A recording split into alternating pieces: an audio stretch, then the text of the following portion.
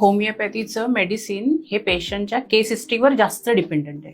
We treat the man in disease, we don't treat the disease in man. HHF म्हणजे काय? माझ्यासाठी माझं HHF सर्वस्वच आहे. साबुदाण्याच्या गोळ्या गोड गोड ज्या लागतात त्यांनी खाऊन डायबिटीस कसा बरा होतो? होमिओपॅथी पोटात गेल्यानंतर काम नाही करत, direct central nervous system through काम. नमस्कार, मी राधिका आणि कॅमेऱ्याच्या पाठी बसलेले आहे देवेंद्र. आम्ही दोघेही तुमचं मनापासून स्वागत करतोय आपल्या नव्या कोऱ्या पॉडकास्ट चॅनलमध्ये, ज्याचं नाव आहे गप्पांच्या गावात. तर आज आपल्याशी गप्पा मारण्यासाठी आलेले आहेत होमिओपॅथी कन्सल्टंट. हो, बरोबर ऐकलं, साबुदाण्याच्या गोळ्या औषध रूपात जे आपल्याला देतात तेच डॉक्टर म्हणजे homeopathy consultant doctor Mayuresh Mahajan. चला तर मग आपण त्यांच्याबद्दल जाणून घेऊया. नमस्कार सर, गप्पांच्या गावात तुमचं मनापासून स्वागत करते. तर होमिओपॅथी म्हणजे नेमकं काय? होमिओपॅथी म्हणजे माझ्यासाठी जर तुम्ही विचारलं तर माझ्यासाठी सर्वस्व आहे होमिओपॅथी, आणि मी होमिओपॅथीला माझं दैव समजतो. आता लोकांसाठी होमिओपॅथी म्हणजे एक उपचार करण्याची एक it's one of the therapy, एक थेरपी आहे. जशी ॲलोपॅथी आहे, आयुर्वेद आहे, युनानी आहे, तसं एक होमिओपॅथी आहे. आणि होमिओपॅथीमध्ये पेशंटचं जे आहे ना, ते इंडिव्हिज्युअलायझेशन म्हणतो. म्हणजे त्याला काय म्हणतात, 10 समजा सर्दीचे पेशंट, तुम्ही कुठलंही डिसीज घ्या, तुम्ही सर्दीपासून कॅन्सर घ्या किंवा सर्दीपासून तुम्ही ॲपेंडिसायटिस, कुठलाही आजार घ्या, निमोनिया घ्या. चला, निमोनिया म्हणजे सगळ्यांना माहिती असलेला आजार घ्या. पण निमोनियामध्ये जेव्हा ताप येतो, त्या 10 पेशंट समजा आपण घेतले, तर 10च्या 10 पेशंटमध्ये निमोनिया बरोबर काही लक्षणं आहेत ते इम्पॉर्टंट असतात. फॉर एक्झाम्पल, समजा काही पेशंट निमोनिया बरोबर त्यांना कफ बाहेर पडत नाहीये, काही जणांचा कफ आत राहिलाय, काही जणांच्या छातीत दुखतंय, काही जणांचं दुखत नाहीये, काही जण खूप घाबरलेत. निमोनिया म्हटलं की अरे मेलो मेलो मेलो मेलो अशी असणारी लोक असतात. आणि काही जण असतात ते जाऊ दे, काय असू दे, निमोनिया झालाय ना, होऊन जाईल. तर प्रत्येकाचा वेगवेगळा स्वभाव, वेगवेगळी लक्षणं असतात.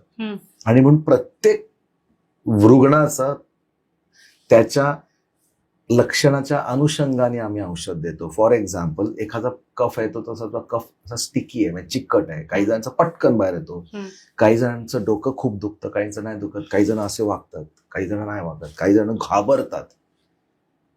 का घाबरतो, मी मरणार मी मरणार. काही जण कटकटे असतो, अख्ख्या त्या समोरच्या अख्ख्या खानदानाला नुसतं रात्रंदिवस नकोसं करून ठेवतो. काही जण असतात बेचारी म्हातारी माणसं, जाऊ दे का तू झोप, मी बघीन माझं काय ते. एवढ्या वेगवेगळ्या स्वभावाच्या माणसांना एकच औषध कसं लागू पडेल?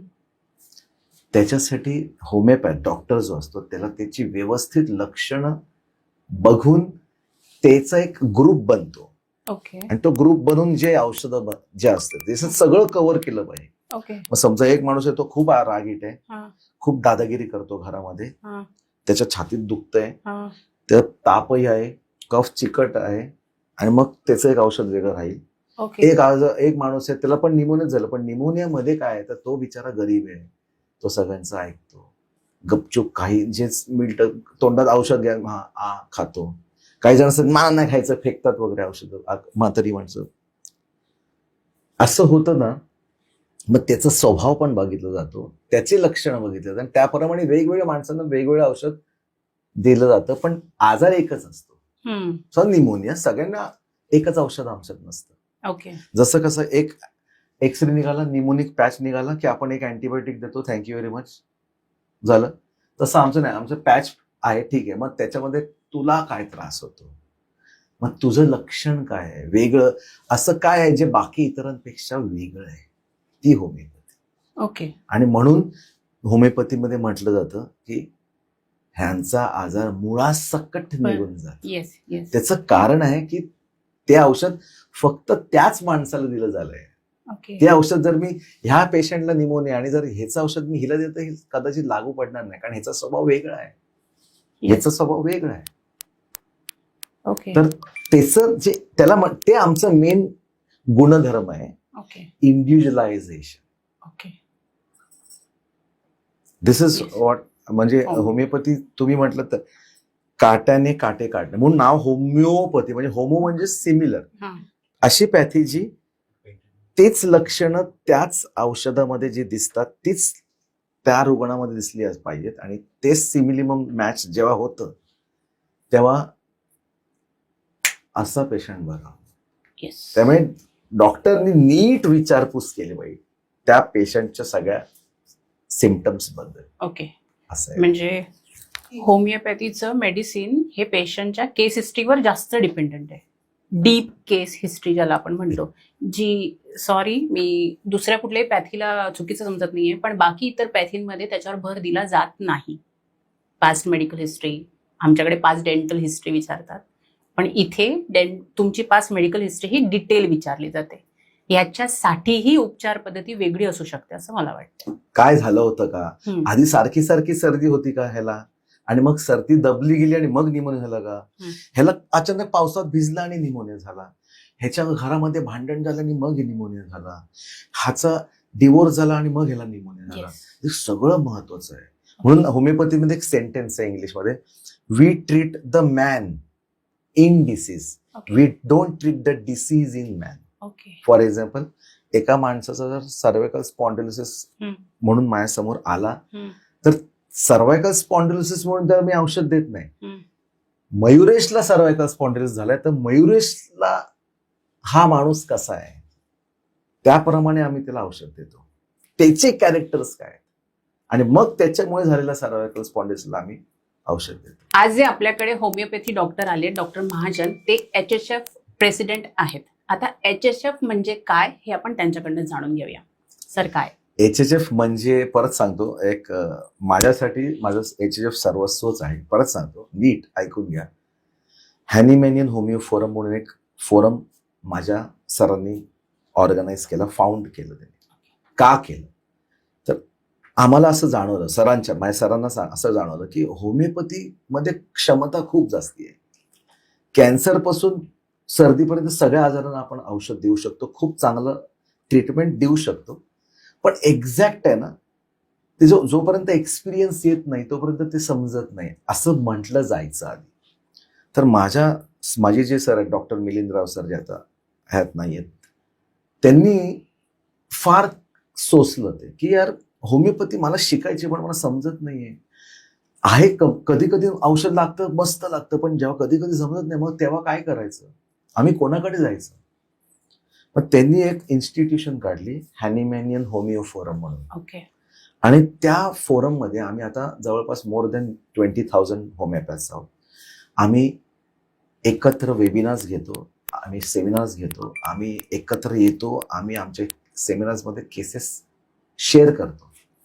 शेअर केल्यानंतर आम्ही त्याच्याचा एक पूर्ण डाटा काढतो आणि ते एवढं सोप्या रीतीने केलेलं आम्ही की लोकांना होमिओपॅथी आधी ना जाम डिफिकल्ट वाटायची की यार करू की नको. मी एक होमिओपॅथ आहे, मी आता झालोय, आता पुढे काय, मी आता MBA करतो आणि कुठल्या तरी हॉस्पिटलमध्ये मी एक हॉस्पिटल मॅनेजमेंटचा कोर्स करतो, बस. याच्या पुढे होमिओपॅथ्स जात नव्हते आधी.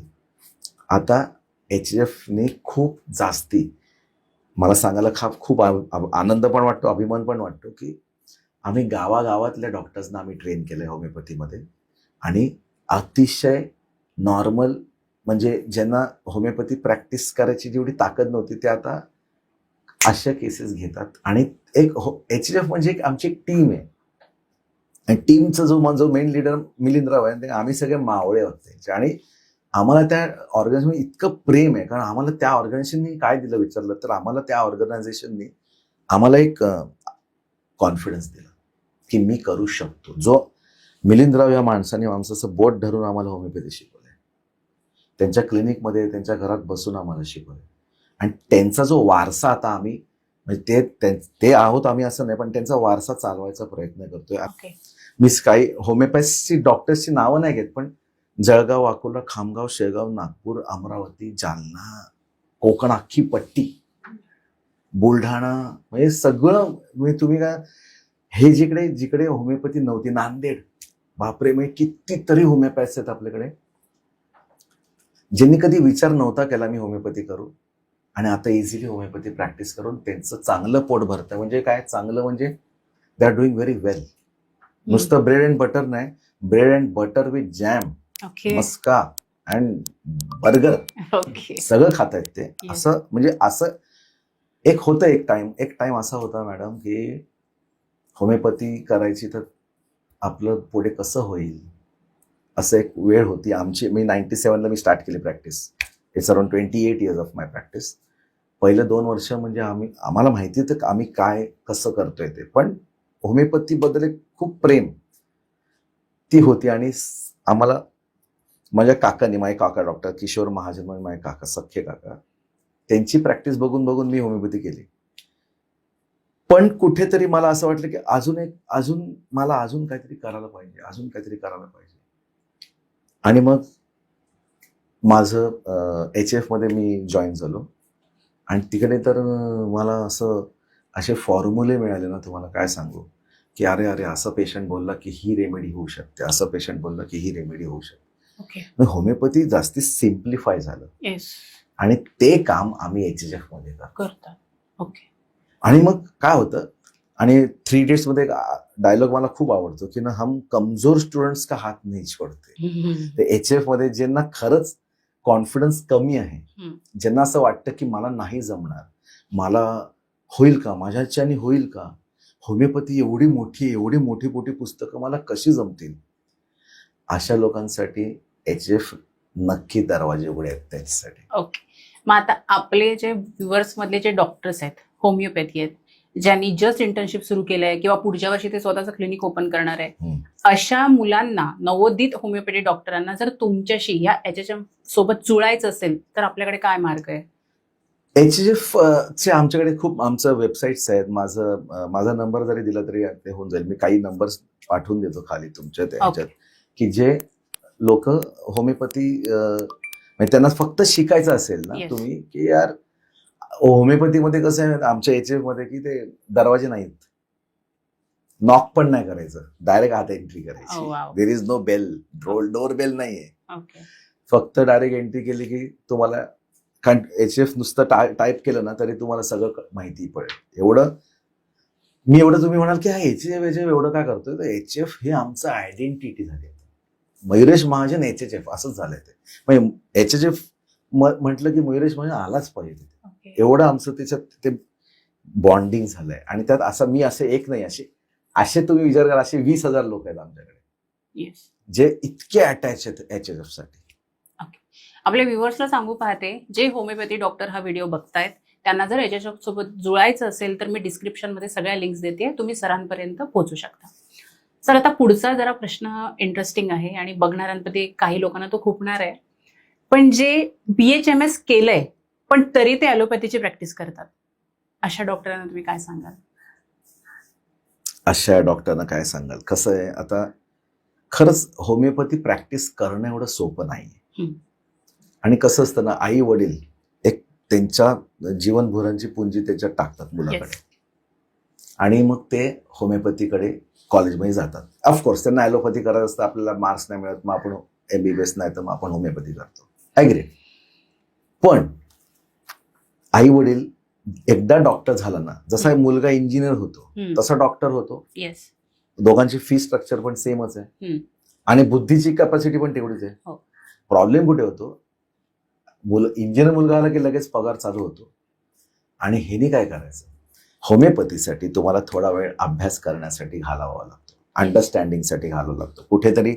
कुठल्या तरी एक इन्स्टिट्यूशन मध्ये, आमचं जसं HHF आहे तसं तिकडे जाऊन तुम्हाला 6 महिने 8 महिने घालवावे लागतात, शिकावं लागतं. आणि त्याच्यानंतर मग पेशंट्स चालू होतात. आता प्रॉब्लेम कुठे होतो, ॲलोपॅथीमध्ये कसं होतं, तुम्हाला वेटिंग टाइम 0 आहे. तुम्ही काढलं क्लिनिक की एखादा टिटॅनसचं इंजेक्शन घ्यायला तरी का प्रॉब्लेम येणार नाही, माणूस लगेच येतो. पण होमिओपॅथीमध्ये समजा मी आलो तर ह्याच्याकडेच का जाऊ हा प्रश्न इकडे असतो पेशंट्सकडे, की हा नवीन ह्याला एक्सपिरियन्स असेल का. ॲलोपॅथीमध्ये इंजेक्शन घ्यायला काय, कुठे पण घेऊ शकतो. आणि मग हळूहळू मग ते ट्रेंड आणि मग त्यांचं ॲटलिस्ट ब्रेड अँड बटर चालू राहतं. त्यांना जर तुम्ही मला विचारलं, माझ्या मनापासून असं असेल की ॲलोपॅथी देता तर द्या, पण त्याच्याबरोबर तुम्ही एक पुढे तुमची अभ्यास करून होमिओपॅथीची पण द्या, असं माझा आग्रह राहील. कारण माझ्याकडे अशी डॉक्टर्स आहेत HHF मध्ये की ज्यांनी ॲलोपॅथी 250 पेशंट दिवसाला बघणारे लोक आहेत, 250 लोक म्हणजे. आणि होमिओपॅथी बघून त्यांना असं वाटलं, अरे कसम मी पण करू शकतो. आणि त्यांनी जीपी सोडली आणि होमिओपॅथी चालू केली आणि ते आता खूप खुश आहेत. अरे वा. कारण कसं असतं, क्रोसिनने ताप उतरला तर अरे वा ताप उतरला एवढंच, पण ज्यावेळी होमिओपॅथीची गोळी तोंडात टाकतो आणि जो ताप उतरतो ना, ते इथे जे वाटतं ना, त्याची फिलिंग आम्ही सांगू नाही शकत. मी अनुभवलंय. आनंद मिळतो इथे डॉक्टरला, अरे यार काय केलंय आता. तर ती एक मजा आहे ना, त्याच्यासाठी तरी तुम्ही एक होमिओपॅथी गोळ्या देत राहते. ॲलोपॅथी द्या ना, काही प्रॉब्लेम, पण त्याच्यावर तुम्ही शक्यतो नका देऊ. पण जर तुमच्या तर आता काय होतं, 6 वर्ष प्रॅक्टिस करतात, 9 वर्ष प्रॅक्टिस करतात, मग त्यांनी अचानक काय करणार, त्यांचे पण EMI आहेत, त्यांचं पण आहे. मग त्यांना मी हा सल्ला देईन नक्की की तुमच्याकडे होमिओपॅथीचा एक मोठं वेपन आहे, त्याला पण वापरा, नक्की वापरा. आणि माझ्याकडनं मी तुम्हाला हा विश्वास देतो त्या सगळ्या डॉक्टर्सना की त्याच्यावर तुम्ही जर होमिओपॅथीची एक पोळी दिलीत ना, आणि त्याच्याने ज्या खोकला किंवा अस्थमा जातो, तर जी मजा इथे येईल ती कशानेच नाही. ओके. आपला पुढचा प्रश्न म्हणजे साबुदाण्याच्या गोळ्या गोड गोड ज्या लागतात त्यांनी खाऊन डायबिटीस कसा बरा होतो? त्या कॉन्टेंट जो तुम्ही त्याच्यामध्ये औषध टाकताय ते शुगर असतं का, असा गैरसमज आहे बघणाऱ्यांचा. शुगर असू दे, शुगर जरी आहे, ते त्या ज्या गोळ्या बनवल्या गेल्या आहेत त्या साखरेच्या सारख्या, साखर नसते पण साखरेसारख्या असतात. आता ते फुल एक अख्खा शब्द फार्मसी म्हणून एक आम्हाला सब्जेक्ट, होमिओपॅथिक फार्मसी म्हणून मोठं, ते काय त्यात आपल्याला जायचं नाहीये. गोड असतात, चवीला गोड असतात एवढं नक्की, पण त्या बनवल्या कशाला असतात ना, त्याच्यावरती आम्ही जे औषध टाकतो ना, त्याचं मस्तपैकी आत वरती एक ऍडझॉर्बंट असतं. ऍडझॉर्ब म्हणजे वरच्या गोळ्यांच्या बाहेर ते औषध बरोबर रिव्हॉल्व असतात. ओके. आणि ते तुम्ही जिभेवर टाकतात ना, तसं तुम्ही तोंडात टाकल्यानंतर इथे टाकून नशा जाणते ना. होमिओपॅथी पोटात गेल्यानंतर काम नाही करत, direct central nervous system through काम करतो. म्हणून ते आपण जिभे खाली ठेवायला सांगतो. अच्छा. आणि तुम्ही डायबिटीस विचारलात म्हणून सांगतो, लोकांना माहितीच नाहीये, मोठ्या मोठ्या एज्युकेटेड लोकांना माहिती नाहीये की जेव्हा तुमच्या आयुष्यातला गोडवा जातो ना, तेव्हा डायबिटीस. लोक काय करतात, आयुष्यात सगळ्याच्या मागे धावतात. मला हे, मग मी हे करीन, आधी मी घर घेईन, मग मी फॉरेन टूर करेन, आधी मी घर घेईन मग लग्न करेन, आधी मी हे करीन मग मुलांना जन्माला घालेन, मग आणि तो आधी मी सेटल होईन आणि मग सगळं करेन. त्या सेटलमेंटच्या भानगडीमध्ये ते स्वतःच्या आयुष्यातलं सगळं मजा घालून बसतात. आणि मग त्याच्या मागे लागत लागत लागत लागत बॉडी कुठे ना कुठे आयुष्यातला गोडवा सोडून देते, मग होते डायबिटीस. आता फॉर एक्झाम्पल, सर्वात जास्ती डायबिटीसचं कारण आहे हवे तसे पैसे न मिळणं. आता हे तुम्हाला थोडंसं कॉन्ट्रास्ट वाटेल, पण ह्याच्यावरती आम्ही पुस्तकं पण लिहिली की मी एखाद्या शेअर मार्केटमध्ये पैसे टाकले, माझे पुंजी जेवढे, आणि शेअर मार्केट डुबलं खाली. आता काय होतं, आता कसं होणार माझं, माझ्या मुलांचं कसं होणार, बापरे माझ्याकडे आता पैसेच नाही, मी कसं मॅनेज करणार, आयुष्य कसं होणार. गेलं थरथर थरथर थरथर थरथर तुमच्या आतमधले जे इन्सुलिन सेल्स असतात ना, ते सगळ्या वापरल्या जातात आणि मग बॉडी इन्सुलिन डिमांड करते बाहेरून, ती शुगर वाढते. आम्ही विचार करतो, पेशंटचा विचार करतो. आता किती लोक आहेत की काही जणांचं तर ठीक आहे, पैसे गेले तर गेले, एवढं वाटतं, पण वाईट एवढं नाही वाटत. पण काही जण बापरे संपलं, आयुष्य संपलं, 500 रुपये गेले तरी त्यांना असं वाटतं 5 लाख रुपये गेले. अशी लोक आहेत की नाही? अशा लोकांना डायबिटीज होण्याची लक्षणं सर्वात जास्त. ओके. जे दिल मांगे मोर म्हणून एक प्रकार आहे, जेवढं जास्ती तुम्हाला हवं तेवढं डायबिटीज होण्याची लक्षणं जास्त.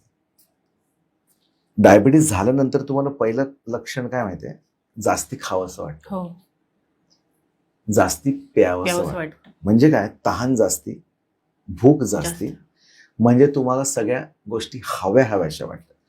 एक लक्षण जर तुम्हाला आजच सांगतो, डायबिटीज मध्ये जर तुम्हाला वाटलं की नाही आज माझ्या गरजा मी जर आत्ताच कमी केलं ना, डायबिटीज होण्याचे चान्सेस खूप कमी होते. ओके. होमिओपॅथी औषधी टाकल्यानंतर ते ओव्हर एक्स्ट्रा एफर्ट्स असतात, मला हे पाहिजे, मला हे पण पाहिजे, मला ते कमी होतं. मग 2 BHK वरनं 3 BHK जायचं. 2 BHK ची मजा तर घे. तू मस्त 2 BHK मध्ये बसून त्या फ्लॅटची मजा न घेता 3 BHKच्या फ्लॅटमध्ये मी कधी जाईन या Yes. गोष्टीची मजा घालून तिकडचा विचार करत करत शुगर वाढून घेतो. This is diabetes. मग औषध दिल्याने काय होतं? औषध दिल्याने जो मोह आहे ना तुमचा, तो मॉडरेट लेवलमध्ये येतो आणि मग असं वाटतं ठीक आहे. ओके. जिथे समाधान तिकडे हेल्थ आहे, असमाधान जिकडे आहे तिकडे आजार आहे. आणि होमिओपॅथी असमाधानापासून समाधानापर्यंत आणण्याची क्षमता आहे. ओके. म्हणजे डायबिटीज रिव्हर्स होऊ शकतो हो. होमिओपॅथीमुळे. आणि गोळ्या टाकून हम्म. फक्त मॅडम, हा मोठा पॉडकास्ट असल्यामुळे आपण सगळीकडे जाणार आहे, लोकांना गैरसमज पण नको व्हायला. आणि लॉंग टर्म, आता समजा मी 12 वर्ष इन्सुलिन घेतोय, त्या शरीराला इन्सुलिनची सवय झाली. उगाच मोठमोठे क्लेम्स मी नाही करणार, पण मी प्रयत्न नक्की केलेत आणि काही जण बरेही झालेत, काही जणांना नाही झालं बरं. उगाच आपण क्लेम्स करू आणि मग त्यांच्या जीवावर आपल्याला खेळायचं नाही. पण असे क्लेम्स करून पण असे बरे झालेले पण आहेत. अच्छा, म्हणजे त्यांचं इन्सुलिन सुटलं, इन्सुलिन बंद झालंय, बापरे, असंही होतं. अरे वा, आणि असं एक ना, आमच्याकडे असे सांगतो ना, हजारात होमिओपॅथ्स अरे वा. ज्यांनी अशी इन्सुलिन बंद केलेले आहेत. एक्झॅक्ट कारण कळलं ना तर झालं का. त्यासाठी पेशंटनी, हे फार इम्पॉर्टंट आहे, पेशंटनी होमिओपॅथी डॉक्टर समोर पूर्णपणे ओपन व्हायचं. राखून ठेवून जर बोललात तर मग आम्ही होमिओपॅथ्स काय नाही करू शकतो. डॉक्टर साहेब, माझी सून आहे ना डॉक्टर, तर तिनं खूप त्रास देते मला, असं बोलायला हिंमत लागते. येस. जो बोलतो बरा होतो, जो बोलत नाही सगळं मस्त आहे. सगळं एकंदरीत सगळंच, म्हणजे रिलेशनशिप मध्ये प्रॉब्लेम असेल तर लपून माझी बायको डॉक्टर, लग्न करून पछतावलो असं पण बोलूच शकत नाही ना. पण 1 to 1 ज्या विचारलं तर सांगू शकता तुम्ही. मनातल्या गोष्टी सांगा.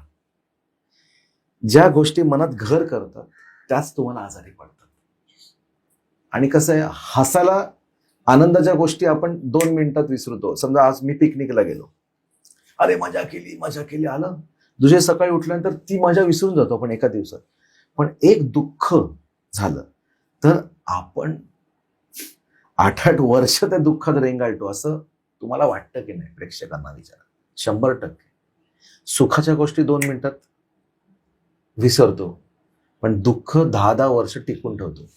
इथे होमिओपॅथी काम कर, अशी गोड गोळी तोंडात टाकली की त्याची नर्व्स मध्ये जाते, आणि त्या गोळीमध्ये जर त्या लक्षणं त्या गोळीमध्ये असतील तर ते दुःख तुमचं पूर्णपणे नलिफाय होऊ शकतं. ओके. एकदा दुःख नलिफाय झालं की तुमचे शरीर पण आजार बरे होतात. असं होमिओपॅथी काम करतं. येस. अति अपेक्षा म्हणजे डायबिटीस, ओव्हर पाहिजे म्हणजे डायबिटीस, अति मोह म्हणजे डायबिटीस. खाणं बघा ना, पाणी पिऊन पण तहान भागत नाही, हे सिम्पटम. म्हणजे किती मिळालं तरी त्याची अजूनपर्यंत मला अजून काहीतरी कमी पडत आहे, ही फिलिंग आहे ना. म्हणून काय होतं, लोअर मिडल क्लास लोकांना डायबिटीस का नसेल? म्हणजे रस्त्यावरचे बेगर्स असतात त्यांना पण शुगर तुम्ही चेक करा, नॉर्मल असते, कशी काहीच नाही त्यांच्याकडे खायला प्यायला, कारण ते आजच्या दिवसाचा विचार करतात. आणि आपण 7 वर्षानंतर काय करूया, 12 वर्षानंतर माझं काय असेल, अरे किती विचार आणि किती planning. The more you planning is a disease, perfection is a disease.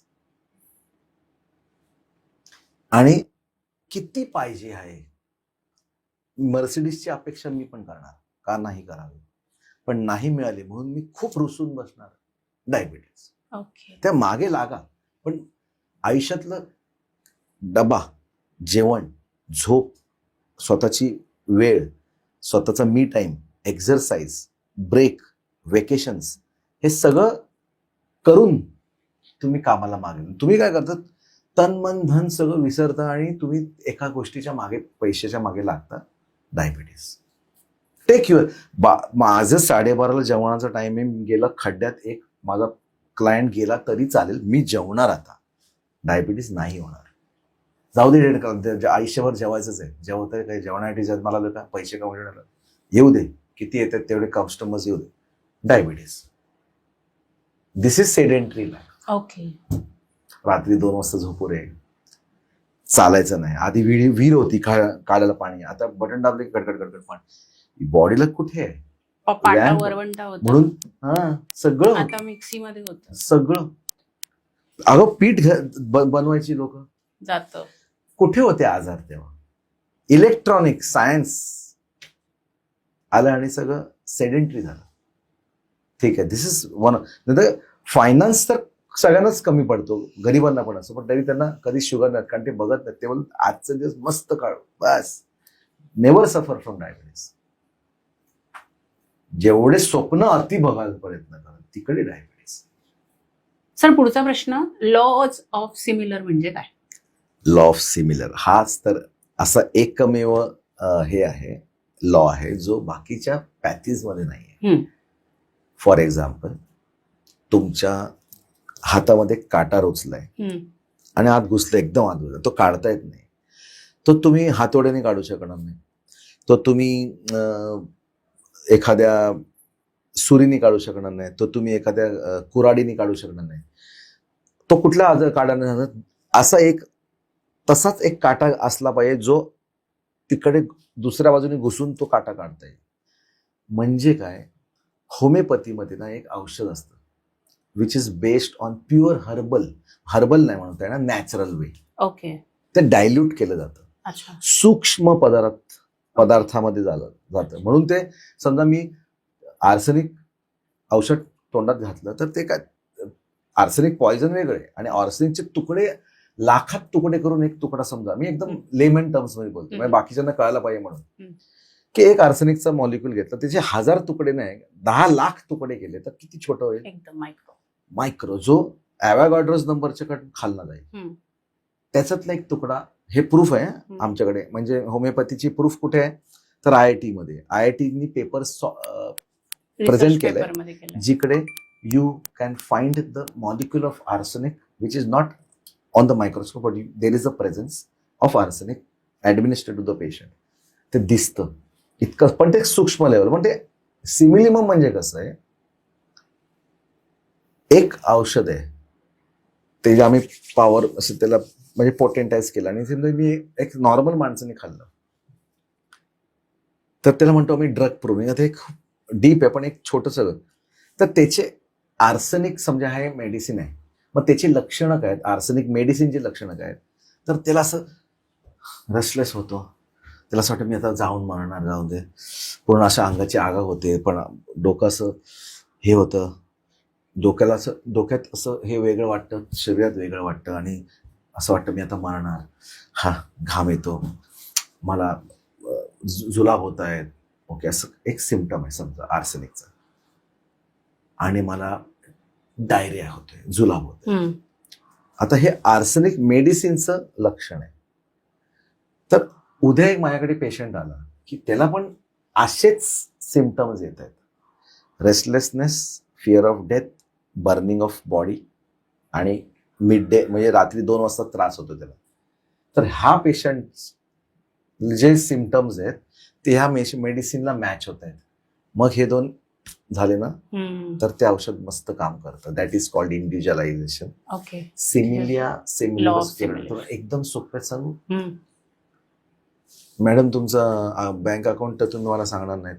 Okay, GPay number 4 number असतात ना, 1 2 3 4. जर तुम्हाला आपलं अकाउंट उघडायचं असेल तर हे 4 नंबर टाकायला लागतात. एक जर नंबर चुकला तर उघडेल नाही उघडत. होमिओपॅथी तशी आहे. ओके. हा जो माझा 4 नंबर पिन नंबर आहे ना, पिन नंबर तो आणि हा औषधाचा पिन नंबर जुळला पाहिजे. जुळला तर ओके, जन्नत आहे, जन्नत. म्हणजे तुम्हाला सांगू का, पण त्यासाठी सिम्पटम पेशंटला पण नीट सांगावं लागतं, सगळं नीट. आणि हा होमिओपॅथी डॉक्टर त्याला पण नीट माहिती पाहिजे की हा जे 4 सांगतोय ते सगळे बरोबर लक्षणं घ्यायची. ह्याची लक्षणं उतरल्यानंतर जे औषध होतं ते त्या लक्षणाला एवढी मॅच झाली पाहिजेत, ती पासवर्ड सारखी मॅच झाली पाहिजे. एकदा पासवर्ड लागला की आजार बरे होतात. की पेशंट बरा झालाच पाहिजे. त्यासाठी व्ह्युअर्सला सांगेल, वकिलांशी आणि डॉक्टरांशी कधी काही लपून ठेवायचं नाही, तरच तुमचे आजार बरे होऊ शकतात. क्या बात आहे, Yes. परफेक्ट. अक्यूट आणि क्रॉनिक डिसिजेसमध्ये होमिओपॅथीची काय उपचार पद्धती कशी आहे? खूप छान छान प्रश्न तुम्ही विचारताय. अॅक्यूट आणि क्रॉनिक. अॅक्यूट म्हणजे पटकन येतो, पटकन जातो, येस, कधी कधी तो जीव घेणाही असू शकतो. For acute myocardial infarction. Okay.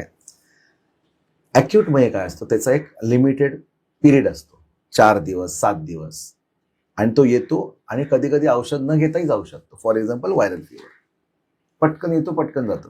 पण कधी कधी तोच व्हायरल फिवर माणूस जाऊ शकतो, एक्सपायर पण होऊ शकतो. डेंगी आहे, मलेरिया आहे. तेव्हा ते जे सिम्पटम्स आहेत पेशंटचे, जसे मी म्हटलं, ते परफेक्ट घेतले तर होमिओपॅथी तुम्हाला मी सांगू शकतो की 15 मिनिटात पेशंटचा पेन जाऊ शकतोय. आम्ही चॅलेंज घेतलेलं की किती सर्वायकल पेन असू दे, किती अॅक्यूट पेन, किंवा खूप आता समजा माझी खूप अंग दुखतंय की पोटात दुखतंय, गॅस झालंय, बापरे खूप ऍसिड झालंय, हे जे अॅक्यूट सिम्पटम्स आहेत, किंवा डॉक्टर हे असं मला कधीच नव्हतं झालं, पहिल्यांदा झालंय, खूप डोकं दुखतंय, खूप सायनसचा त्रास होतोय, खूप मान लचकली आणि खूप हलत नाही, एक्झॅक्ट जर मेडिसिन, मी प्रत्येक वेळा एक्झॅक्ट बोलतो, त्याचा अर्थ समजून घ्या प्रेक्षकांनो. इंडिव्हिज्युअलायझेशन, एक्झॅक्ट. मी आणि माझ्या बायकोमध्ये किती फरक आहे, मी नाही ते सांगणार तुम्हाला काय काय फरक आहे तो, पण स्वभावामध्ये फरक आहे. समजा एक गरीब आहे आणि एक हट्टी आहे, एक दादागिरी करतो, आणि ह्या दोघांना सेम मेडिसिन चालेल का? दोघांचे मान दुखते, पण एक मेडिसिन नाही चालणार. हिचं औषध वेगळं असणार, माझं औषध वेगळं असणार, कारण तुमचा स्वभाव वेगळा आहे, तुमची शरीरयष्टी वेगळी आहे, तुमचं हिचा हलका कोठा आहे, माझा जड कोठा आहे. मला रात्री झोप 8 तास कमीत कमी लागते, तिला 5 तासात तिची झोप फ्रेश होते. ह्या दोघांची लक्षण वेगळी आहेत. ह्याला म्हणतात एक्झॅक्ट मेडिसिन. का तर त्या माणसामध्ये आणि माझ्या औषधामध्ये काहीच राहिलं ना पाहिजे, एवढा असं परफेक्ट मॅच झालं पाहिजे. असं जर औषध दिलं ना होमिओपॅथीचं, आणि ह्याचं शिक्षण आम्ही HHF मध्ये देतो. मी की कसं इंडिव्हिज्युअलला बघायचं कसं, ते आम्ही HHF मध्ये आम्ही देतो. आणि त्याच्यामुळे होमिओपॅथीना असं वाटतं, अरे हा, अरे ही तर ही रेमेडी आहे, लगेच काढतात ते लोक, कारण आमचं ते बंबार्डिंग आहे. तर अशामुळे 5 मिनिटात पण पेशंट बरा होऊ शकतो दुखण्यात. आणि तोच जर क्रोनिक आजार आला, क्रोनिकचा अर्थ लोकांना आधी समजूया. क्रोनिकचा अर्थ जो आजार पटकन बरा होत नाही, चिकाटी. सर्वात क्रोनिक एक्झाम्पल देणे ह्यांना लगेच मनात लागेल क्वेश्चन, सांगू कुठलं? रिंगवर्म, गजकरण, 7-8 वर्ष चालतो मॅडम. मग त्याचं मूळ कारण काय? आता डायबिटीज, क्रोनिक डिसीज आहे ना, किंवा अँकिलॉजिंग सर्वायकल स्पॉन्डिलोसिस, 6-6 वर्षापासून आजार झेलतायत, मायग्रेन, ब्लड प्रेशर. काय होतं, माणूस ना त्याचा एक आयुष्याचा एक प्रवास असतो, आणि त्या प्रवासामध्ये त्याला खूप गोष्टी ऍडजस्ट कराव्या लागतात, पण तो बोलून नाही दाखवत, किंवा तो मनातल्या मनात ठेवून देतो. आतल्या धरून धरून धरून धरून ना तुमच्या इमोशन्सचा ना एक आतमध्ये नेगेटिव्ह इम्पॅक्ट पडत जातो, आणि काही महिन्यांनी किंवा वर्षांनी तो एक डिसीज घेऊन बाहेर येतो, आणि त्याला आम्ही म्हणतो क्रोनिक डिसीज. ओके. म्हणून पेशंटला होमिओपॅथीच्या डॉक्टरना अर्धा पाऊण तास लागतो, 1 तास लागतो. आणि आता तुम्ही काय होतं, होमिओपॅथी हळू काम करते असं म्हणतात. तर क्रोनिक डिसीज समजा 6 वर्षाचा आहे, तर तुम्ही अशी अपेक्षा कराल का की 3 तासात बरा होईल? नाही ना. त्याला हळूहळू त्या स्टेप वाईजनी बरं व्हायला पाहिजे. मग आधी कुठला ऑर्गन खराब झाला होता, मग तो गेला की मग त्याच्या खालचा ऑर्गन, त्याच्या म्हणजे अगदी डीप पासून आम्ही वरती वरती हे करतो ना आजार बरे. मग एक एक एक एक लेअर बरे करत करत करत तो जायला वेळ लागणारच आहे. पण जर तुम्ही म्हणतात की होमिओपॅथी फास्ट काम करते का slow, I will tell fast. Because जर का एखादं पेन, मग ते नागिन असलेली, नागिनचं पेन तुम्हाला माहिती आहे काय भयंकर असतं, हर्पीस. Herpes zoster. पण तरी जर होमिओपॅथीचं एक्झॅक्ट मेडिसिन मिळलं ना, ते 12-15 मिनिटात त्याच्या वेदना कमी होतात. 12-15 मिनिटात. Can you imagine this? So it is not fast or slow, it is fast. But जेव्हा तो जुना आजार मुरला असेल, तर समजा एक कैरी घेतली तुम्ही आणि ती तुम्ही त्या मिठामध्ये टाकून ठेवली 6-6, 8-8 महिने, तर तो कैरीतून तो मसाला जायला लगेच जाईल का? तो किती धुवा तुम्ही तरी तिथे मीठ वेळ लागेल. मुरलेला असतो तो मुरलेला आजार त्याच्यातून तुम्हाला बाहेर काढायला थोडा वेळ लागतो. म्हणून तो स्लो आहे, अदरवाईज स्लो नाही आहे, फास्टच आहे. This is chronic and this is acute. Acute is fast, where homeopathy works beautiful. फक्त कुठे कुठे काय होतं, प्रत्येक ठिकाणी आता फॉर एक्झाम्पल 104 फीवर आहे, तर औषध देणं आम्ही देणार, पण काय होतं थोडासा पेशंट्सचा पण असतो की त्यांना लवकरच लगेच ताप आत्ता गेला पाहिजे. तर कधी कधी ताप उतरायला वेळ लागतो. कधी कधी पॅरासिटामॉल फास्ट काम करते, कधी कधी होमिओपॅथी फास्ट काम करते.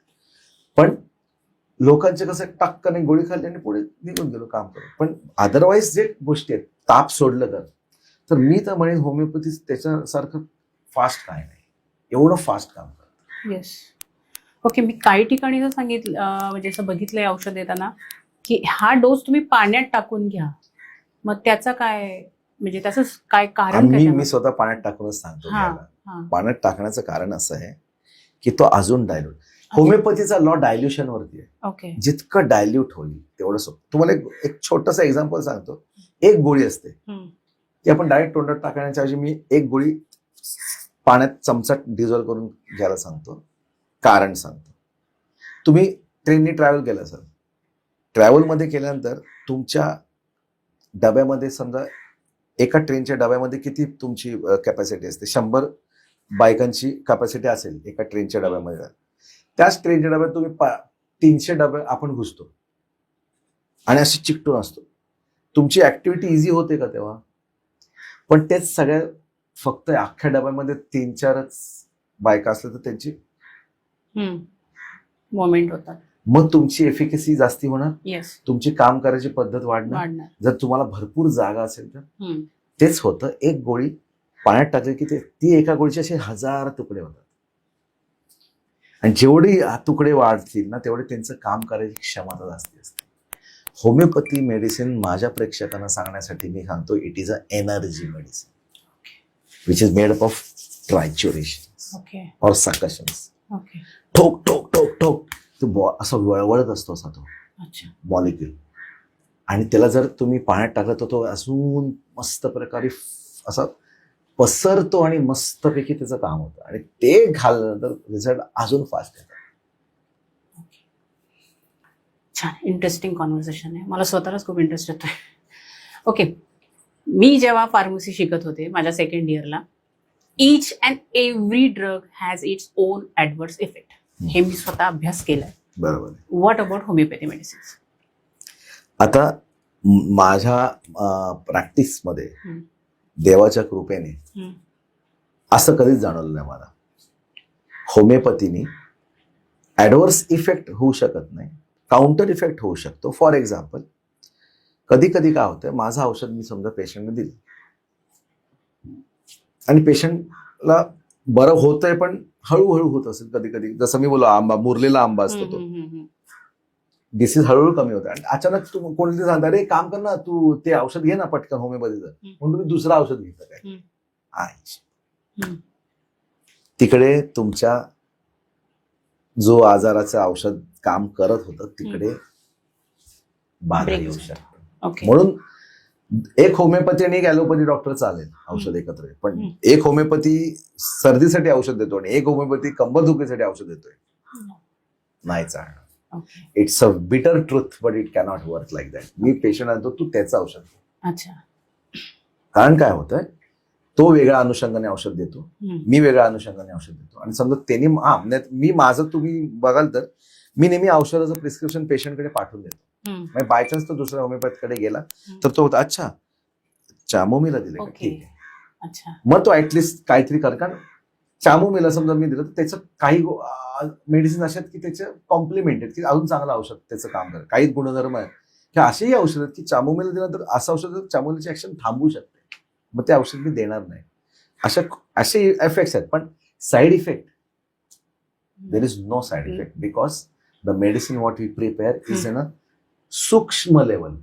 सूक्ष्म लेवल म्हणजे सटल लेवल, म्हणजे एका गोष्टीचे लाखात तुकडे होतात आणि एक तुकडा फक्त आपण टाकतो. त्याचं फक्त नर्व वरती काम करतं, नर्व स्टिम्युलेट होतं. ते मी नंतर तुम्हाला जसं सांगेन ना, आताच सांगून टाकतो. काय होतं, समजा एखादा मुलगा आहे, त्याचं ब्रेकअप झालं. ब्रेकअप झाल्यानंतर तो बोलतो शी माझं आयुष्यात काही नाही. ब्रेकअप झाणाऱ्यांनी ऐका रे. ऐका, ब्रेकअप झाल्यानंतर विसरून जायचं भरपूर आहेत आपल्याकडे आयुष्यात. Sorry to say. ब्रेकअप लग्न आधी झालेलं बरंच नाही ना. ओके, तर ब्रेकअप झालं म्हणून तो असा उदास बसलाय समजा. मग आई बोलते बिचारी, रे खा रे, नको रे, नाही मला जगायचं नाही, मला खायचं नाही, मला प्यायचं नाही, मला आयुष्यात काही नाही, कारण मी अभ्यास तरी कोणासाठी करू वगैरे असे मोठमोठे डायलॉग मारतात आणि त्याला दुःखही होतं. जितकं तुम्ही दुःख स्वतःला गॅदर करता ना, द मोर यू से शी रे, काय यार शी शी. आपल्या आतमध्ये पेशी आहेत. Our body is made up of trillions of cells. आणि त्या पेशांना एका रस्त्याने, एका छानशा, म्हणजे नदीचा प्रवाह कसा असतो बघितला, छानसा जात असतो. त्याच्यावरती एक ओंडकाळ आपण टाकला, ते म्हणजे आपलं शरीर. असं शरीर मस्त छान चालत असतं. आणि मग अचानक ब्रेकअप होतो कोणाला. ब्रेकअप झाल्यानंतर काय होतं, मोठा दगड पडतो आणि तुमचा फ्लो थांबतो. तुम्ही काय करायला पाहिजे, तुम्ही पुढे जायला पाहिजे. तो ओंडका त्या दगडाला बाजूला करायला पाहिजे. तो ओंडका छान पुढे जातो. आयुष्य असं असतं. काय होतं माहितीये, हा माणूस इकडे अडकून बसतो, नाही मला नको नको नको नको. आपल्या आतमधल्या ज्या पेशा आहेत, ज्या छान व्हायब्रेट होत होत्या, त्या उलट्या दिशेने व्हायब्रेट होतात. मग एक एक एक एक डिसीज चालू होतं. मग आजारपण चालू होतं. मग तुमचे सेल्स व्हायब्रेट करायची पद्धत जी छान होती ती उलट्या दिशेने चालते. मग काय होतं, आजारपण येतात. का झाली, निगेटिव्ह एनर्जी आली बॉडीमध्ये म्हणून झालं. Same what happens in homeopathy. होमिओपॅथीला आम्ही असं औषध देतो, त्याच्यात एक एनर्जी असते. मग जशा ज्या आता डिसअपॉइंटेड लव्ह म्हटलं, मग डिसअपॉइंट लव्ह म्हणजे काही काही रेमेडीज आहेत आमच्याकडे, ही ही ही ही ह्याच्यापैकी कुठली, तर ह्याचे काय सिम्पटम्स आहेत, ह्याला जीव द्यावा असं वाटतं ना, मग ही रेमेडी जास्ती लागू पडते. मग ही आणि ही घेतो. आणि मग समजा एक एक्झाम्पल, ऑरम मेटॅलिकम समजा मी बोललो की ही मेडिसिन तू घे. ह्याच्याने काय होतं माहितीये, तुमच्या जे सेल्स उलट्या दिशेने व्हायब्रेट होत असतात ना, त्यांना औषध आलं की त्या सेंट्रल नर्वस सिस्टम, मी तुम्हाला आधी सांगितलं की CNS नी चालू होतं आपलं काम. ते औषध टाकलं तोंडात ना की तुमचे व्हायब्रेशन्स चेंज होतात in a very positive way. Okay. आणि तो बोलतो, अरे मला माहिती नाही, पण मला छान वाटतंय, मला आता ते मनात एवढं वाईट नाही वाटत, इतकं दुःख नाही येते मला, आता आय एम हॅपी. हे होमिओपॅथीने होऊ शकतं. आणि मग तो होमिओपॅथी जो आलेला जो अडथळा होता मोठा दगडाचा नदीच्या प्रवाहात, त्याला बाजूला काढतो. तो ओंडका परत सुंदर रीतीने पुढे जातो. असं असतं homeopathy. This is how we understand the emotional levels of medicine. आणि असं खूप वेळ झालेलं आहे होमिओपॅथीमध्ये. सर, आता आपला पुढचा प्रश्न म्हणजे इनफर्टिलिटी. इनफर्टिलिटी खूप छान प्रश्न आहे. आणि विशिष्ट वयात तुम्ही मूल जन्माला घातलं नाही की मग तुमची एक एज लिमिट झाली की तुम्हाला मूल होत नाही, हे प्रकार आजकाल खूप वाढतायत. सो याविषयी तुम्ही काय सांगा? आधी इन्फर्टिलिटीचं प्रमाण का कमी होतं ह्याचा विचार केला तुम्ही, तर काय होतं की स्त्री होती ती ॲम्बिशियस एवढी नव्हती जेवढी आताची स्त्री आहे. शोल्डर टू शोल्डर राहते उभी.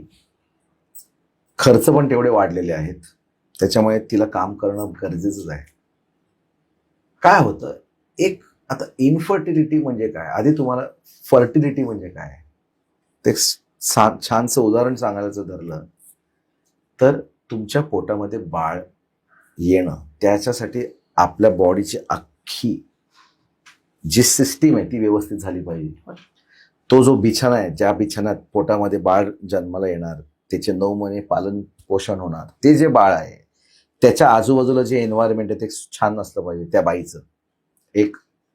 दुसरं की मला समजा मनापासून बाळ हवंय आणि मला मनापासून व्हाईस प्रेसिडेंट पण बनायचंय कंपनीचं, आणि आता मला 3 महिन्यांनी US ला जायची एक ऑफर आली आहे. समजा मी एक स्त्री आहे, तर मी काय विचार केला, जाऊ दे आता नको, आपण 4 महिन्यांनी पोस्टपोन करून जाऊ. राईट आहे, एक्झॅक्ट आहे. पण त्याच्यामुळे होतं काय माहितीये, बॉडी इनडायरेक्टली सिग्नल देते, बाईस आज मेन्सेस नीट ठेवू नको, आज बोलून टाक मेन्सेस, आज अंड व्यवस्थित गेलं तर प्रेग्नन्सी राहिली तर मला त्रास होईल, तिकडे मला US ला जायचंय. इनडायरेक्ट तुम्ही कुठे ना कुठे तुमच्या शरीराला सांगता की भाई तुझे हॉर्मोन्स सध्या जसे हवेत तसे ठेवू नको, नाहीतर मूल होईल. You are preventing pregnancy. For example, हे मला 3 वर्षाची मूल नको आहे, पहिलं सेटल होऊ, 2 लॉंग टूर्स मारू आणि मग मुलं जन्माला घालू, असं जेव्हा आपण हस्बंडला सांगतो तेव्हा तुम्ही आतमध्ये स्वतःच्या बॉडीला सांगताय की boss I don't want pregnancy. हे एक कारण. सेकंड कारण, हस्बंड आणि वाईफ मधला जो बॉन्ड आहे तो कसला आहे, किती चांगला आहे. काही जणांना असं वाटतं की अरे माझं होईल नाही, जशी मी समजा प्रेग्नेंट राहिले आणि नंतर हा बदलला तर, किंवा तो पण बोलतो की यायला ही बरोबर असेल ना माझं. कारण आजकालच्या जगामध्ये प्रेमाला खूप कमी महत्व राहिलेलं आहे आणि बाकीच्या गोष्टींवरती जास्ती महत्व दिलं जातं. आणि हे फॅक्ट आहे, जिकडे प्रेम येईल तिकडे हॉर्मोन्स नॉर्मल आलेच पाहिजे. प्रेम संपलं, प्रेम बाजूला राहिलं आणि बाकीच्या गोष्टी कॅल्क्युलेट केल्या तर हॉर्मोन्समध्ये अडकणार प्रॉब्लेम होऊ शकतो. तुम्ही म्हणाल असं कसं? फॉर एक्झाम्पल, इस्ट्रोजन हा हॉर्मोन स्त्रीचा आहे, सिंपल. आणि कसं आहे, ही स्त्री कशी असावी तर ती नाजूक असायला हवी, डेलिकेट असायला हवी, सुंदर असायला हवी, केस मोठे असले पाहिजेत, लांब असले पाहिजेत, थोडंसं पटकन काय झालं तर रडायला आलं पाहिजे, थोडीशी जेलसी पाहिजे. स्त्री दाय नेम इज जेलसी. बुरा मत मानू जे आहे ते, पण त्या जेलसीच्या मागे प्रेम असतं. तुम्ही जर विचारलं तर माझी बायको समजा मी कोणाशी बोललो तर माझ्या बायकोला वाईट वाटलं तर ते इट्स अ गुड साईन की तिचं माझ्याबद्दल खूप प्रेम आहे. ते प्रेम असतं म्हणून जेलसी असते. त्या स्त्रियांमध्ये जर लाज हे स्त्रीचं सर्वात, अशी कुठली स्त्री सुंदर आहे असं जर तुम्ही मला विचारलं तर जी सर्वात जास्ती लाजाळू आहे ती सर्वात सुंदर आहे. ह्या सगळ्या कॅरेक्टर्स आहेत ना, हे हॉर्मोन्सची कॅरेक्टर्स आहेत खरं सांगायचं तर. तुम्ही मुलीला नवराच पाहिजे, मॅच बघायला आवडत नाही बायकांना, काही ठीक आहे, कारण त्यांचा तो हॉर्मोन तो जोश नसतो, तो वेगळा जोश तिकडे असतो.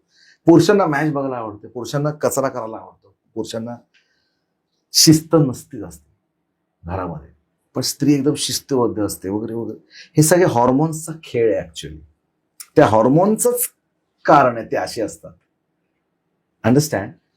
आणि मग काय होतं, आता मी बोलतो ना, माझी मुलगी माझा अभिमान आहे, बरोबर आहे, ऍब्सोल्युटली. मला पण मुलगी आहे, मला पण माझ्या मुलं, पण मी ते माझ्या मुलं थोपवणार नाही, तू असंच कर, तू असंच कर, तू हेच कर. मग ती काय करते, मी असं म्हणतो, I will play the role of that expected girl, I will play the role of my father's son. मी डॉक्टर साहेब माझ्या बाबांचा मुलगा आहे अशी ती स्त्री बोलते, प्रेमाने बोलते, अधिकाराने बोलते, हक्काने बोलते, मान्य आहे. पण त्या बिचाऱ्या स्त्रीला कळत नाही की असं वागून तुमच्या शरीरामध्ये सन बोलायची गरजच नाहीये. तू स्त्री आहेस, खूप आहेस, तू स्त्री आहेस म्हणजे तुझ्यात नारी शक्ती आहे, नारी शक्ती खूप पुढे, तुला गरज नाही सन बोलायची. मी माझ्या बाबांचा मुलगा आहे डॉक्टर साहेब, नको, कशाला बोल. मी माझ्या बाबांची अशी मुलगी आहे जी सगळं करू शकते असं बोल.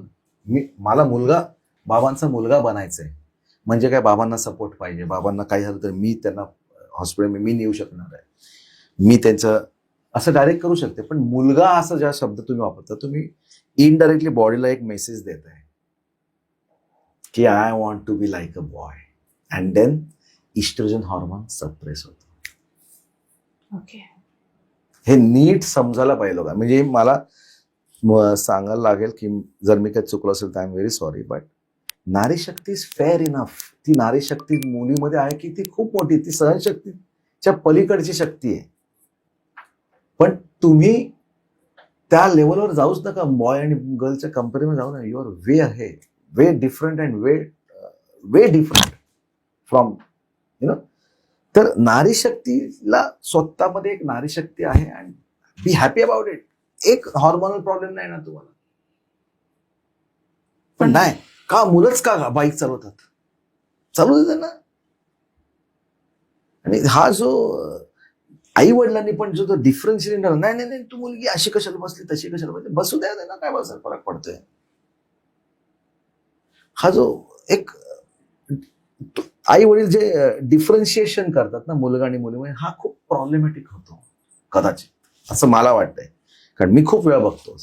That doesn't help in the hormones. आणि एकदा हॉर्मोन्स असे तिकडे झाले की मग इन्फर्टिलिटी होते. दोघांचं कनेक्शनच नीट नाही तर कसं होणार. One sperm and one egg is fertility. Do you agree? Yes. लाखात स्पर्म्स येतात, हो. इतना लाखात, आणि एकच अंड आहे. हो. एवढे एवढे एवढे येतात तरी आत जाऊ शकत नाही. असे मध्ये काय आहे.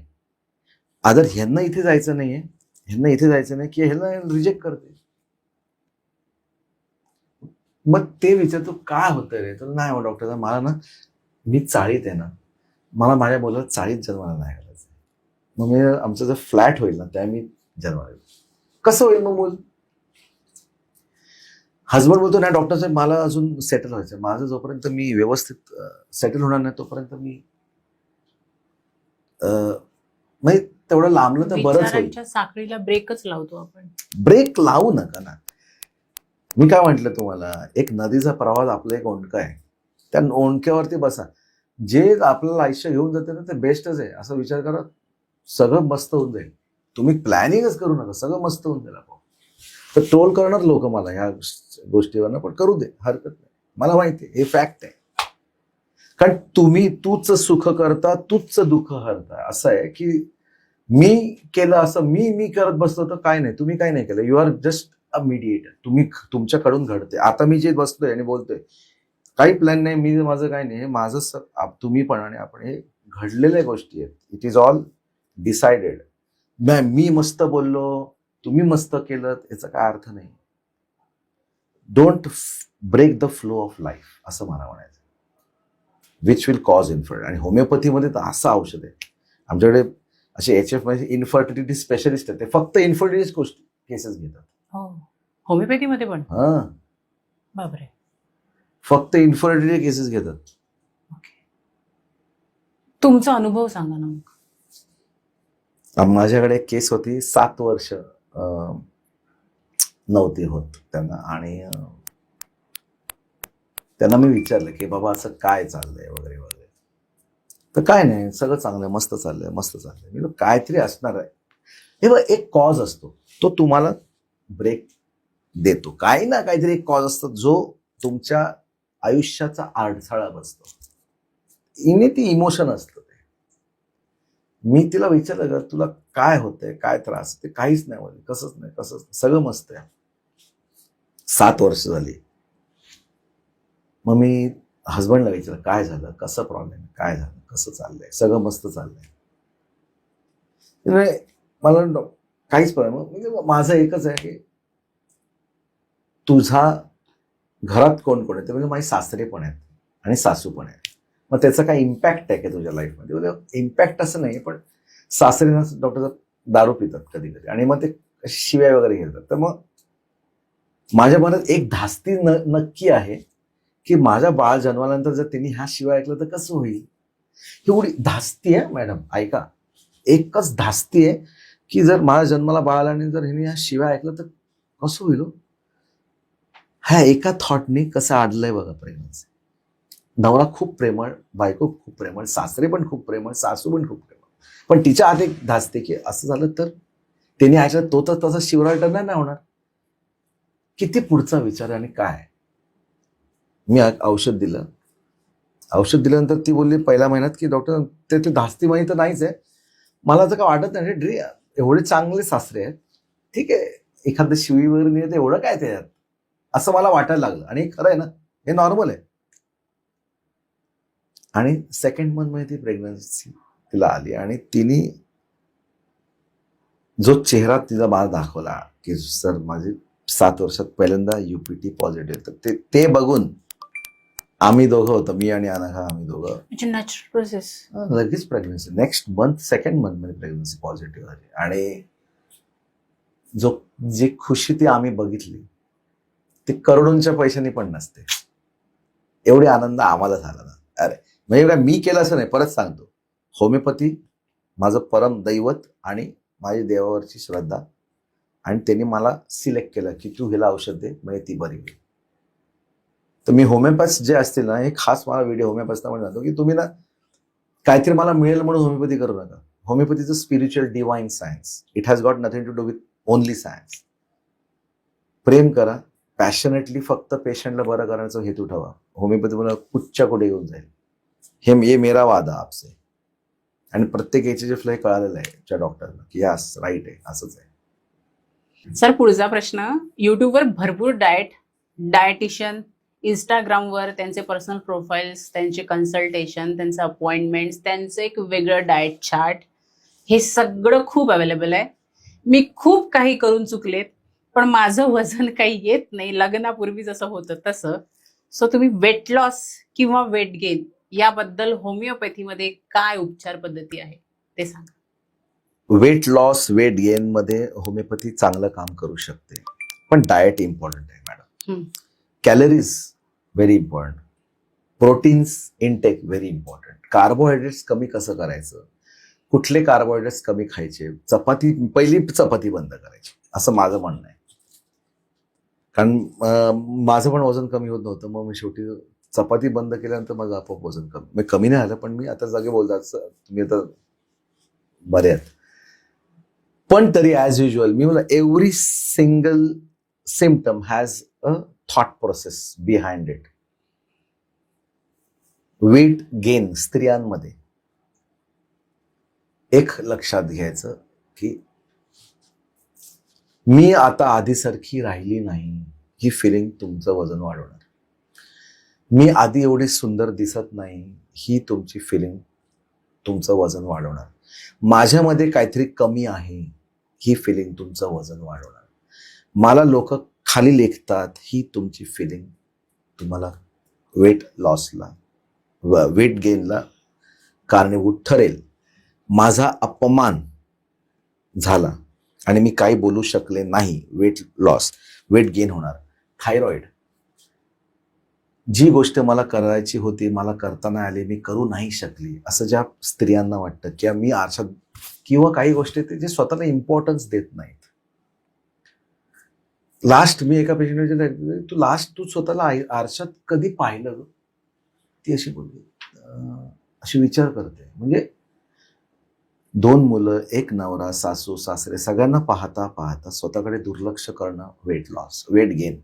परत सांगतो, स्वतःवर प्रेम करणं सर्वात जास्त इम्पॉर्टंट. बाई स्वतःवर प्रेम सर्वात उशिरा करते, पहिलं सगळं बाकीचं बघ स्वतःवर येतं.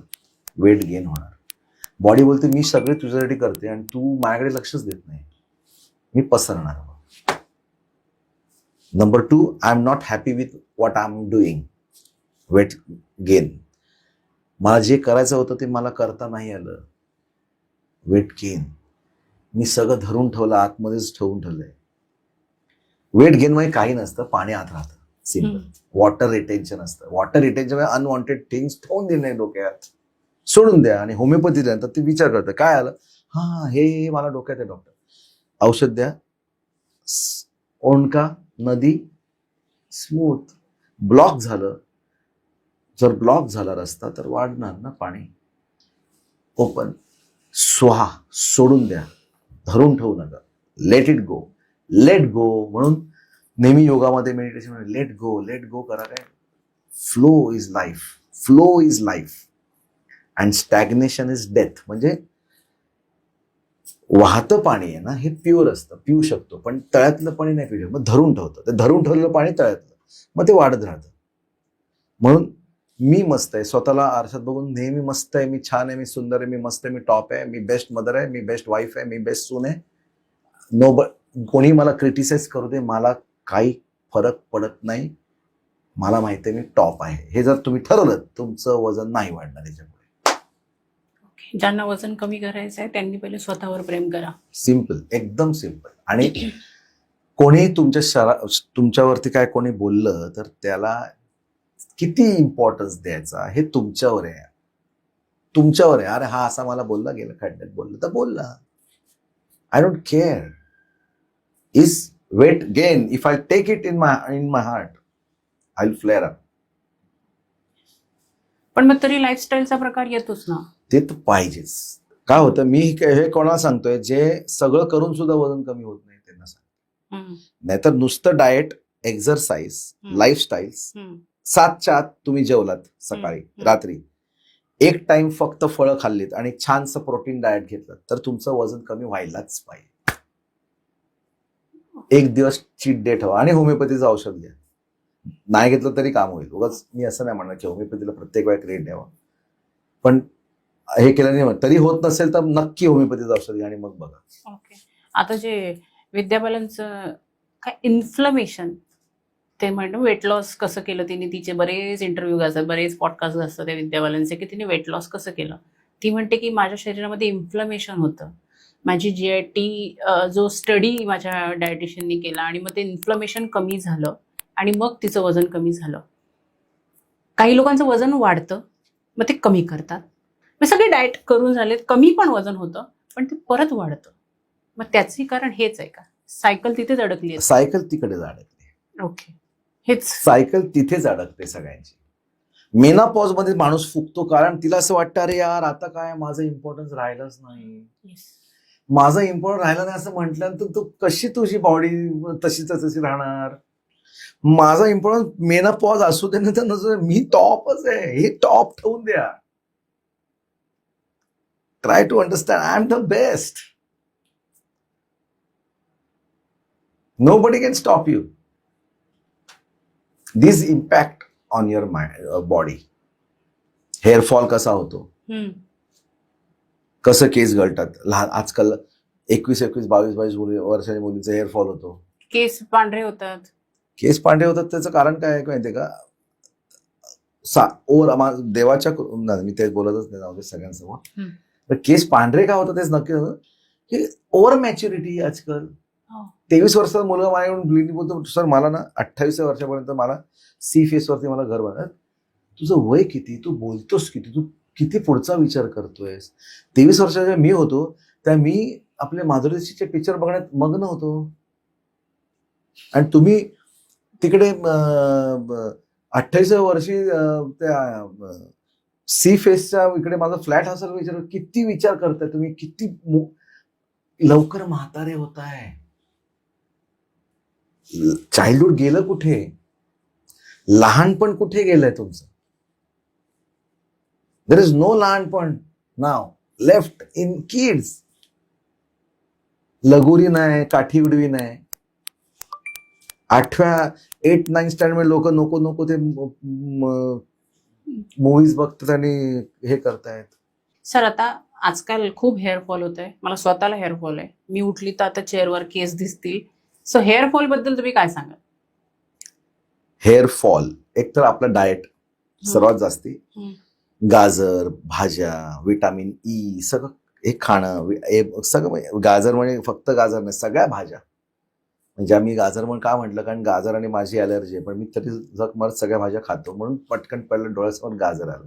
गाजर असं नाही, सगळ्या भाज्या खायला पाहिजे. आमटी, मोरांबे आयुष्यात राहिलेच नाही आजकाल. चटणी, खरडा, ठेचा हे राहिलंच नाही. तूप बघायला मिळत नाही मला कोणाकडे. लोणीकडे बघायला मिळत नाही. या सगळं डाएट इम्पॉर्टंट आहे. एक. सेकंड, व्हॉट यू इट, किती प्युअर खातोय ते एक आहे. आणि ऍज युजल इमोशन आलंच त्याच्यात. Emotional cause is the main cause for hairfall. Again hair म्हणजे what is hair? Hair for woman is what? स्त्रियांसाठी केस म्हणजे त्यांची ब्युटी आहे, त्यांचं सौंदर्य आहे, त्यांचं अभिमान आहे, त्यांचा स्वाभिमान आहे.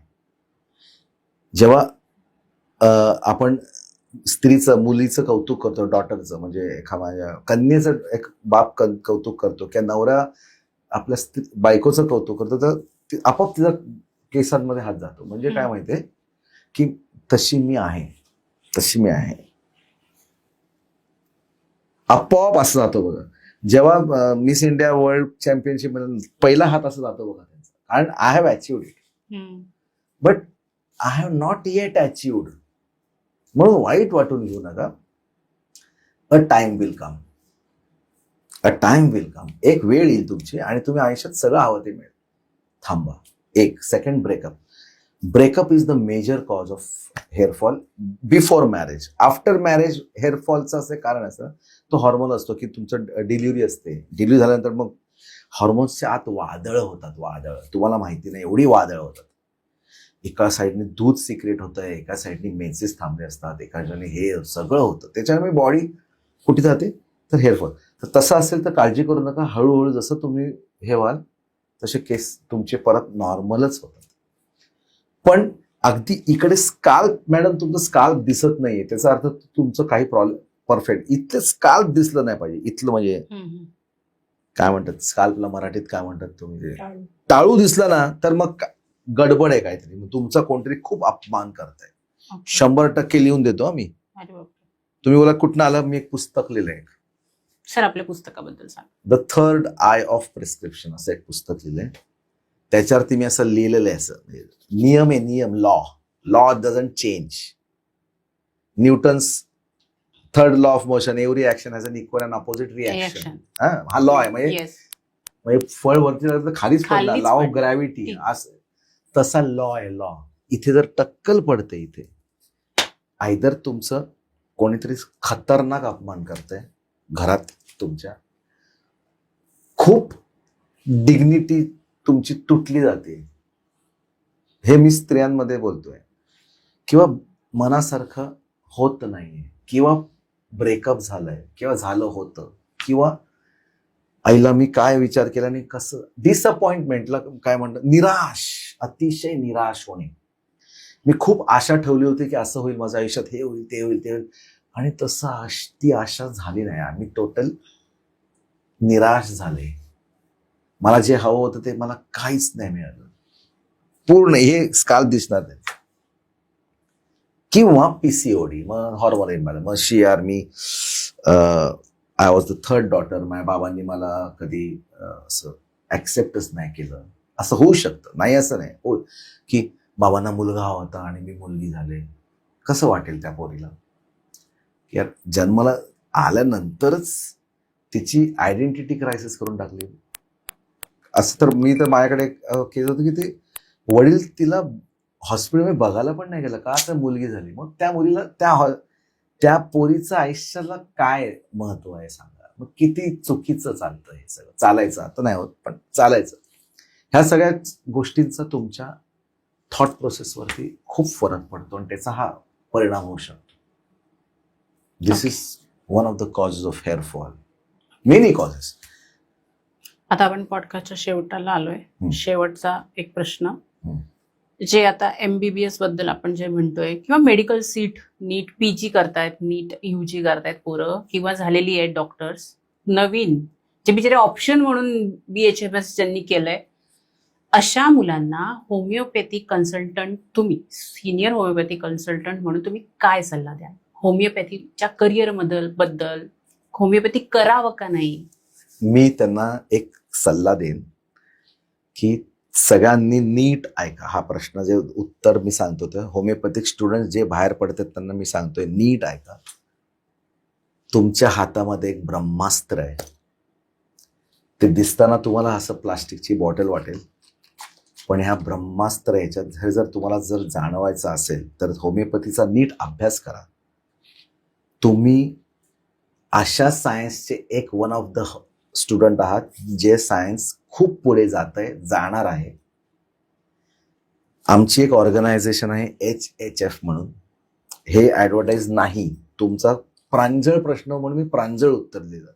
प्रत्येकाच्या नशिबात HHF आहे मी सांगू शकत नाही. ज्यांच्या नशिबात HHF आहे त्यांच्याबद्दल सांगतोय की ज्यांना खरखर होमिओपॅथी करायची, ज्यांना खरखर होमिओपॅथीमध्ये एक्सेल व्हायचंय, ज्यांना खरोखर सक्सेसफुल होमिओपॅथ म्हणून व्हायचंय, HHF तुमच्यासाठी बनलेली आहे. HHF मध्ये दरवाजे नाही आहेत. खाली आम्ही नंबर वगैरे देऊ तुम्हाला, ज्यांना कॉन्टॅक्ट करायचं त्यांना. होमिओपॅथी शिका आणि आम्ही तुमच्याकडनं ही पण आशा ठरवू की तुम्ही शिकल्यानंतर तुम्ही आम्हाला परत शिकवा. कारण होमिओपॅथी एका जन्माची गोष्ट नाही, खूप मोठी आणि वास्ट सायन्स आहे. ती शिकत राहावी आणि शिकत राहावी. आणि त्यासाठी आम्ही 10-20 हजार एकत्र डॉक्टर्स आहोत. आमचे वेबिनार सेमिनार्स होतात. आमची एक अकॅडमी आहे जिकडे आम्ही त्यांना होमिओपॅथी म्हणजे फुल सिन्स द बिगिनिंग पासून कॉलेज से क्लिनिक तक असा अख्खा आमचा एक पॅटर्न आहे की कॉलेजमधनं बाहेर आल्यापासून क्लिनिक पर्यंत तुम्ही कसे करायचं, कुठल्या गोष्टी करायच्या, बरं कॅन्सरची केस आली तर काय करायचं, सर्दीची केस आली तर कसं घ्यायचं, हेअरफॉलची केस असेल तर काय करायचं, लहान मुलांना कसं ट्रीट करणार, 6 महिन्याच्या बाळाला मी कसं औषध देणार, हे सगळ्याची ट्रेनिंग आम्ही त्या डॉक्टर्सना देतो. तुमच्या हातात परत सांगतो ब्रह्मास्त्र आहे, ब्रह्मास्त्र. ते तुम्ही बाजूला ठेवून बाकी काही करू नका अशी माझी तुम्हाला विनंती आहे. नवीन डॉक्टर्स होमिओपॅथी जे बाहेर पडतात त्यांना थोडासा वेळ घ्या. सक्सेस तुमच्या मागे लागेल. तुम्ही प्रोसेसकडे आणि एक्सेलन्सकडे वळा. सक्सेस सारा झक मार के आपके पीछे आएगा. I am not joking. This is a promise from HHF. Thank you. तर आज आपण होमिओपॅथीबद्दल खूप छान माहिती ऐकलेली आहे आणि ज्यांनाही वाटतंय होमिओपॅथी मेडिसिन खूप लॉंग टर्म आहे, खूप वेळ लागतो, बरे होत नाहीत, तर त्या सगळ्याच प्रश्नांची उत्तरं आज बहुतेक आपल्याला एपिसोडमध्ये मिळालेली आहेत. तुम्हाला सरांकडनं उपचार घ्यायचे असतील, तुमच्या काही समस्या असतील तर मी सरांच्या सगळ्या लिंक्स आणि डिस्क्रिप्शनमध्ये सगळं देते. तुम्ही सरांच्या अपॉइंटमेंट्स घेऊ शकता. सर खूप खूप धन्यवाद. तुम्ही आज आलात आमच्या शोवर. मला खूप नॉलेज मिळालं. एक मेडिको असल्यामुळे खूप छान वाटलं. हा विषय मला खूप आवडतो आणि खूप खूप खूप मनापासून थँक्यू. आणि एक डेंटिस्ट असून तुम्हाला होमिओपॅथीवर इतकी क्युरियोसिटी आणि माझं प्रचंड प्रेम आहे होमिओपॅथीवर. आणि पॉडकास्ट आता म्हटलं आपण चला भेटूया डॉक्टर कोण आहे, डॉक्टर महाजन खूप नाव ऐकलं होतं, म्हटलं आपण भेटूच या डॉक्टरांना काय म्हणताय. पण सर खरंच खूप मनापासून थँक्यू. मला खूप छान वाटलं कॉन्व्हर्सेशन आजचं, खरंच छान वाटलं.